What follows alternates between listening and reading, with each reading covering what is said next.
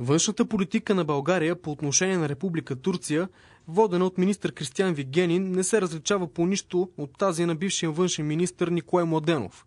Това заяви депутатът от политическа партия „Атака“ Венцислав Лаков след редовното заседание на Комисията по външна политика.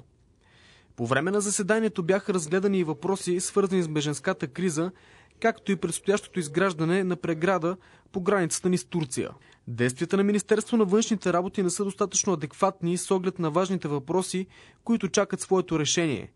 Това заяви депутат от политическа партия „Атака“ Венцислав Лаков след края на заседанието на Комисията по външна политика. България продължава да се съобразява прекалено много всички прищявки на Република Турция във всяко едно отношение. Вижте какво заяви Лаков по отношение на действията на Министерство на външните работи по въпроса с бежанската криза.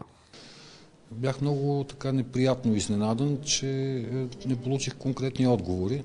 От думите на министъра стана ясно, че Турция на практика не желае да подпише такова споразумение за реадмисия и поставя свои условия пред целия Европейски съюз. Едно от тези условия е да отпадне визовия режим за турски граждани, като евентуално тя тогава би могла да преосмисли позицията си и ние да може да връщаме пришълците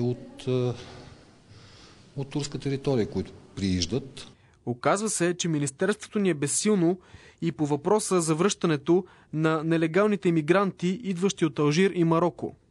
Оказва се, че нищо не се прави и тепърва ще се мислят някакви действия, така че да се разреши този проблем. В един момент дори се мисли за екзотичната идея да се връщат с кораб, но ако това е възможно, защо пък не да не се направи? Външното ни министерство ще се консултира с южната ни съседка по въпроса с изграждането на погранично заграждение, което ще послужи за ограничаване на притока на нелегални имигранти. Ние вече имахме една идея при предишното правителство, идея на партия „Атака“ да се изгради противошапно заграждение и след като Анкара скръцна с зъби, идеята тихо-мълком не се осъществи, беше потопена и забравена, въпреки че бяха потрошени маса пари за проект за такова съоръжение. Сега, ако Турция реагира по същия начин, ще е много интересна реакцията на българското външно министерство. И в общи линии извода е, че с нищо не се е променила политиката по отношение на Турция от предишното и сегашното правителство. Ние сме с дигнати ръце и готови на всякакви компромиси, на всякакви съгласия, нищо, че в резултат на това се нарушава българския национален интерес и че често пъти решенията не са изгодни за България. Може да заключим, че това правителство продължава протурския курс на предното правителство? За правителството не бих искал да глобализираме нещата, но по отношение на външната политика почти няма разлика от водената от Николай Младенов и водената от сегашния министър Кристиан Вигенин по отношение на Турция. Същевременно екип на телевизия Алфа попита министър Вигенин какво мисли по въпроса за Ньойския договор, след като „Атака“ излезе с декларация, че той е нелегитимен с оглед на несъществуващите държави, между които е сключен. Отговорът на министъра на външните работи на България беше такъв. Въпрос.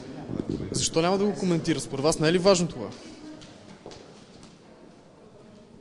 „Атака“ многократно е заявявала, че външната политика на България по отношение на Република Турция трябва да бъде безкомпромисна, но за съжаление и в днешното външно министерство има липса на достатъчно решителен човек, който да може да отстоява националните интереси. Министър Вигенин трябва да вземе под внимание декларацията на „Атака“ по повод на Ньойския договор, защото в момента той е абсолютно нелегитимен. Сърбия и Македония не могат да се считат за правоприемници на сърбо-хърватско-словенската държава. Сърбия не беше призната за правоприемник на Югославия от ООН и от международната общност, а Република Македония дори не е призната по конституционното си име. Следователно, според националистите, Ньойският диктат няма сила спрямо двете съседки на България и не е действителен по отношение на Западните покрайнини и района на Струмица, поради изчезването на държавата, с която е бил сключен.